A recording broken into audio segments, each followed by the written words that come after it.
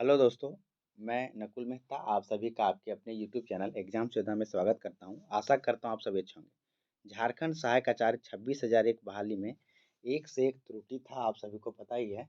और इसका खामियाजा, सरकार की गलती का खामियाजा जो है यहाँ के बेरोजगार छात्रों को भुगतना पड़ रहा है। ऐसा क्यों कह रहे हैं दोस्तों? क्योंकि आप सभी को पता ही है कि 2 year BEd all over India valid है, लेकिन झारखंड में इसका कोई अता पता नहीं है। ये ऐसा क्यों होता है?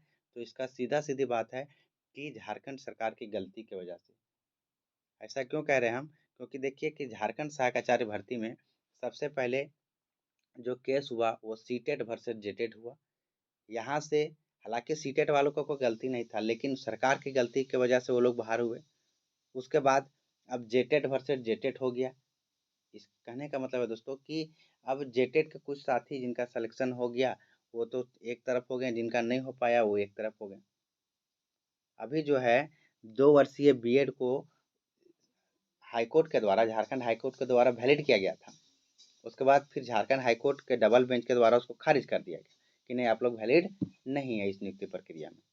हालांकि डिग्री वैलिड है, लेकिन आप कैंडिडेट वैलिड नहीं है।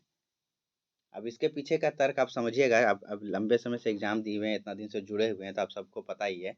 इसके पीछे का तर्क यही है कि जो सुप्रीम कोर्ट का फैसला आया था उसमें एक डेट लिखा हुआ था कि इस डेट के बाद 22/10/2023 के बाद जो भी अमेंडमेंट हुआ है इस नियुक्ति प्रक्रिया में एजुकेशन क्वालिफिकेशन को लेकर के, वो सभी को अमान्य कर दिया जाता है। तो यहाँ पे 2 ईयर बीएड बाहर हो गए। इसी प्रकार से सीटेट वाले बाहर हुए थे। और साथ ही साथ में यहाँ पे जो 5% एज रिलैक्सेशन वाला था वो बाहर हुआ। इसमें ना ही जेटेड कैंडिडेट का गलती है, ना ही सीटेड कैंडिडेट का गलती है। ये सिर्फ और सिर्फ गलती है सरकार की, है ना? तो मिला करके अगर हम बात करें, अब सुप्रीम कोर्ट से ही इनको कुछ राहत मिलने की चांसेस है, अगर सुप्रीम कोर्ट ये लोग जाते हैं, और जाना ही चाहिए, है ना? क्योंकि सुप्रीम कोर्ट में यह बात रखना पड़ेगा, सच्चाई बताना पड़ेगा कि सर हम लोग का क्या गलती है। ऑल ओवर इंडिया में 2 ईयर बीएड वैलिड है, तो यहाँ पे हम लोग बीएड करके यहाँ बैठे क्यों रहेंगे? हम लोग का एज खत्म हो रहा है।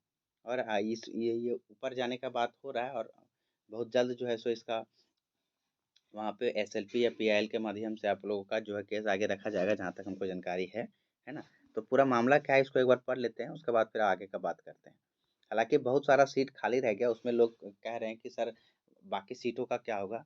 तो जहाँ तक हमको लगता है आने वाला जो बाकी सीट है 2-3 केस से जो प्रभावित है, उन लोगों का जॉइनिंग का संभावना तो है, लेकिन कन्फर्म अब कुछ नहीं कहा जा सकता, क्योंकि अब इसमें कुछ उस तरह से मजबूती के साथ कोई केस-वूस वगैरह नहीं लड़ रहा है। अब इसको भी ढील-ढाल छोड़ दिया गया है ना?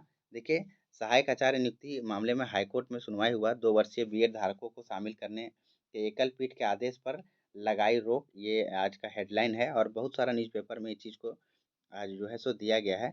क्या लिखा गया है कि सहायक आचार्य नियुक्ति परीक्षा मामले में झारखंड स्टाफ सिलेक्शन कमीशन की अपील पर झारखंड हाईकोर्ट को में सोमवार को सुनवाई हुई।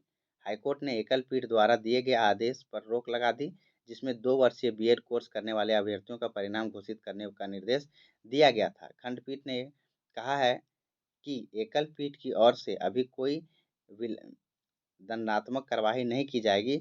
बता दें, एकल पीठ ने विप्लव दत्त की याचिका पर सहायक आचार्य परीक्षा में 2 वर्षीय बीएड धारकों को शामिल कर उनका रिजल्ट जारी करने का आदेश दिया था।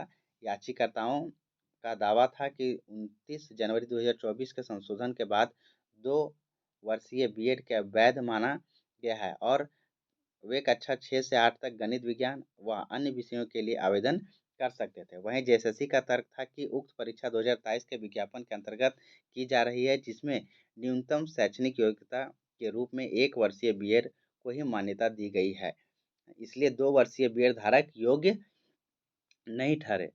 खंडपीठ ने जेएसएससी की अपील पर सुनवाई करते हुए याचिकाकर्ताओं से स्पष्ट शपथ पत्र दाखिल करने को कहा, जिसमें उन्हें बताना होगा कि उन्हें किस तिथि को परीक्षा के लिए आवेदन किया था, है ना? यानी कि कह दिया गया है कि अब मिला करके बात यही है कि आपने जो है किस तारीख को आवेदन किया है, आफ्टर अमेंडमेंट या उससे पहले। अगर आफ्टर अमेंडमेंट अगर आपने आवेदन किया है तो आप एलिजिबल नहीं हैं। ये जेएसएससी का तर्क है according to the judgement of Supreme Court, है ना? तो जो परिमल कुमार का केस था उसी के से ये प्रभावित है मिला करके। और इसमें जेटेट के बहुत सारे कैंडिडेट इसमें प्रभावित हुए हैं, जैसे कि 5% एज रिलैक्सेशन वाले, दूसरा 2 वर्षीय बीएड वाले, है ना? और जो कुछ लोग वैलिड भी थे, बाद में अप्लाई किए थे वो। तो इन सब तीनों लोग अभी सफ़र कर रहे हैं। इसी का खामियाज़ा है कि अभी तक 26,000 में से मात्र 10,000 सीट भी नहीं भर पाया। देखते हैं आगे क्या होता है, ये तो देखने वाली बात होगी। लेकिन अभी तक अगर कहा जाए तो कुछ अगर इसमें राहत मिलने की संभावना भी है, तो अब सुप्रीम कोर्ट से ही होगा और यहाँ से होने की संभावना नहीं है।